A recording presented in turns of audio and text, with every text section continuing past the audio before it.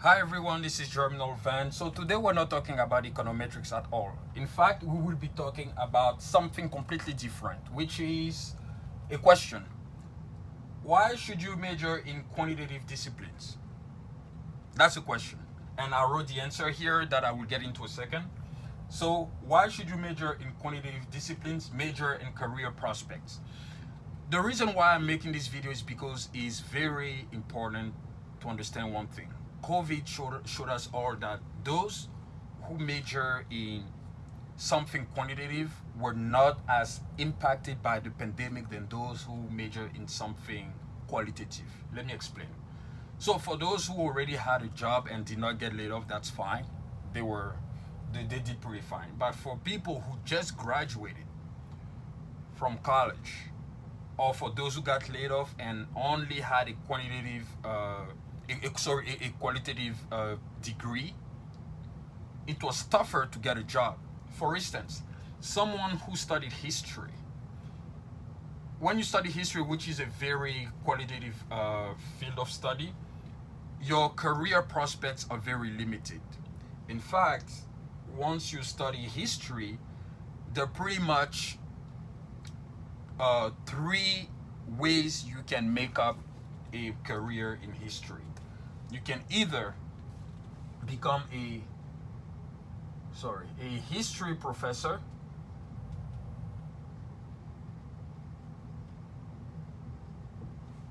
That's the first one, but for that you need to go all the way to the PhD. You can work as a researcher for an archive, so for a museum, but that's even it's rare, and you won't do that unless you have a master's or a PhD. And the third one is to go to law school.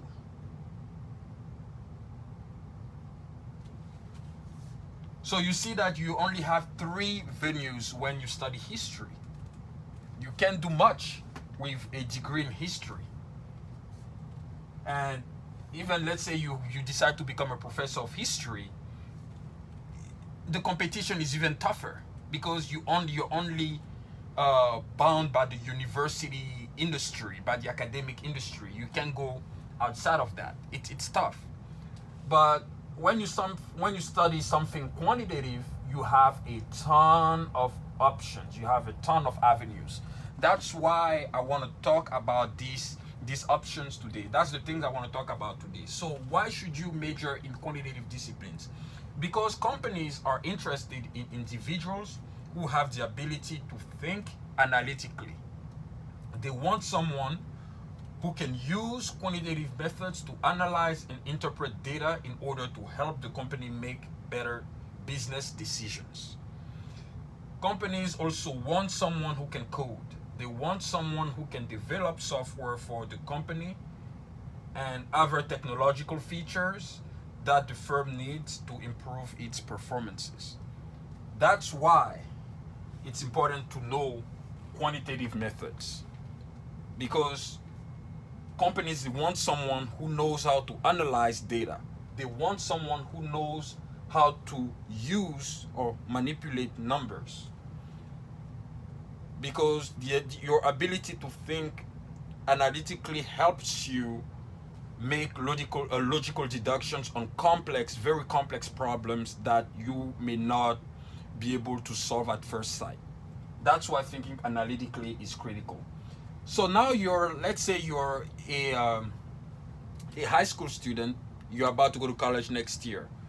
What are the fields that you think that you can actually major in that will help you secure a job right after college? You don't even need to go to grad school. So here are those. You have economics. Economics is undeniably the most quantitative field in the social science. You have economics, you have finance, you have mathematics, you have accounting, business analytics, computer science, physics, chemistry, biology, pre-med. These are for those who want to go to med school. And biology is for people who want to work for a pharmaceutical company. You have engineering, So engineering, it's civil engineering, mechanical engineering, biomedical engineering, electrical engineering. You also have financial engineering. You have a ton of engineering, computational engineering. Engineering is really broad. You have business administration. You have statistics, data science, political science, and communication. So as you see, I wrote these three here in red. Why? Because data science is not yet incorporated as a complete field of study, as a completely independent field of study. It's already getting ground in the professional world. Even when you look at jobs, for instance, for data science, this entry-level job, people who get a job, an entry-level job for data science, never have a bachelor's degree alone. They always have a master's degree, even a PhD. You cannot get a job as a data scientist without having at least a master's degree. It's impossible. Usually people who become data scientists were previously data analysts, but we will come to the career prospect in a second. So data science is not yet incorporated in the academic field, but it's getting there already. I know there are some universities who already create programs for PhD in data science. So data science is getting there. Political science, which is also a social science like economics or finance or business. I put political science because political science, which is originally a qualitative field of study, is becoming increasingly quantitative. That's why we use more and more rigorous quantitative methods in political science to predict election results, or to understand voters patterns, or to understand which law will be implemented and how this law is going to affect voters and stuff like this. So we use statistical and mathematical techniques in political science more and more to make decisions. So for people who want to work for a political consulting firm, they have to be ready. We don't use qualitative methods as much, it's more quantitative methods. So if you major in political science, if you decide to major in political science, do so and studies also something quantitative on top of that. Or build your resume try to tailor it in a more quantitative path than qualitative one. And then you have communication. Communication is becoming also a quantitative field of study because we use a lot quantitative methods in communication to understand like speech patterns, or to understand how communication affect people in general. So we start using rigorous quantitative methods as well to make decisions when it comes to communication, especially when it comes to market research and stuff. So it's very important to understand that these three fields of study are moving, at least political science and communication, at least these two, they're moving from the qualitative part to the quantitative one. And data science is growing as an academic discipline on its own. So if you major in any of these fields, you can easily get a job in any of these that I mentioned here. So as I said earlier, for data scientists, you need to become this first. You need to work as a data analyst in order to become a data scientist. You need more like an advanced degree to become a data scientist. But with a bachelor's degree alone, you can become a data analyst. So you can become a data analyst. You can become a business analyst. You can become a financial analyst, market research analyst, engineer. You can become a quantitative analyst, but quant is a little different. Sometimes with quant, like, you may need also a master's degree in financial mathematics or mathematical finance. It depends how you call it. But you need a degree, let's say, in mathematical finance, a master's degree in mathematical finance, in order to work as a quantitative analyst. So what is the difference mainly between a quantitative analyst and a financial analyst? So by essence, a quantitative analyst is a financial analyst, but the quantitative analysts use very, very complex mathematical and statistical methods to predict the market. So quantitative analysts work for hedge funds, they work for mutual funds and other financial institutions.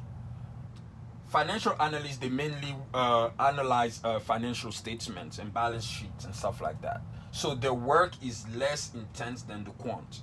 For someone to work as a quant, he or she needs to have some programming language skills. Otherwise, you can't do it, because to work as a quant, you need to know Python or R or MATLAB or SAS or SPSS, etc. uh, you can also, with a bachelor's degree, you can also work as a software engineer, software developer. If you are very interested in the computer science part, the tech part, but you don't have a degree, you can you don't have a degree in computer science, you can always do a boot camp. A boot camp will help you get the skills you need to become a software engineer or a software developer. And of course, you can become a statistician, but for that, you also need a master's degree. To become an economist, you usually need either a master's or a PhD. To become a political scientist, the same. So if you study any of these majors that I wrote here, you can have one of these jobs. But for sure, data analyst, financial analyst, market research analyst, business analyst are these four um, careers that I circled. You can get them without a master's degree. You don't need it. You don't need an advanced degree to get an entry level job in these. I mean, of course, if you have an advanced degree, it's even better. You get more pay. But just to get an entry level, you don't need. You can get, just to get an entry level job. I mean, like you can get like a data analyst entry level job, financial analyst, market research analyst, etc. And market research is very interesting because you learn actually how the market works. You analyze market demand through the scientific methods, through quantitative methods too. So it's very interesting to work as a market research. It's a job that many people get. It's one of the first jobs that you should apply for once you graduate from college. Market research analyst, it's a job that is built for entry level people. So I highly recommend that people apply for market research analyst. And then, of course, as I say, data scientist, you definitely need an advanced degree for that. And when you want to become a statistician, an economist, a political scientist, or a chemist, or a professor, of course, you definitely need a master's degree, MS or MA. So specific, at least a master's degree, even like a PhD. So a true economist definitely needs at least a master's or a PhD. A professional economist to work for a financial or in economic institutions like the UN or something like that. Same for political scientists too. You need a master's degree in political science in order to be a political scientist. Same for chemistry. Chemistry, you can start with a bachelor's degree, but chemistry is more into the academic field. But everything else I mentioned here are pretty much you can get any job in the private sector. I didn't talk about mathematician. Mathematician, you definitely need at least a master's degree like statistician, economist, and political science. But mathematician is so broad uh, that you don't say, "Oh, I'm looking for a job as a mathematician." Any of these jobs here, there is a lot of math you have to do. My advice is that to if you want to go to college and you absolutely don't know what you're going to study, if there is one advice I have to give you, is that no matter what you want to do, if you don't know what you're going to do at all, if there is one thing you should study, it is mathematics. You should absolutely study math if you don't know what else to do, because mathematics is alone is enough for you to get any jobs here that I mentioned. Just with a bachelor's degree in math, you're pretty much set to get a job as a data analyst, engineer, even as a quant. If you have a lot of work experience, you can easily work as a quant. You just need to show to the employer that you understand finance. But with a math degree, you can get any of these jobs here. Math is the basis of any quantitative field that you want to learn or study. You need math. Without the math, you cannot do any of this. So if you don't know at all what you want to study in college, go with mathematics. And if you, down the road, you're kind of tired to study math as a major, you can turn it into your minor. But do not leave math. You need mathematics. Without math, you can't get any of these jobs here. It's impossible. So that's why it's important to study something quantitative, because it will give you that safety for your career. Because when you study something quantitative, you may not do the same job your whole life, but you can use that same skill to go through different industries. That's the beauty of studying something quantitative, because you can use that skill and do plenty of things with it. It gives you the skill you need to become professionally independent. That's why you should study quantitative disciplines if you want to make sure that you will not struggle to find a job right after college. So ladies and gentlemen, it was nice to explain to you guys why you should study something quantitative. Let me know in the comment what you think. But I think if you study any of these majors that I mentioned here, you're pretty much set to get a job. So yeah, let me know.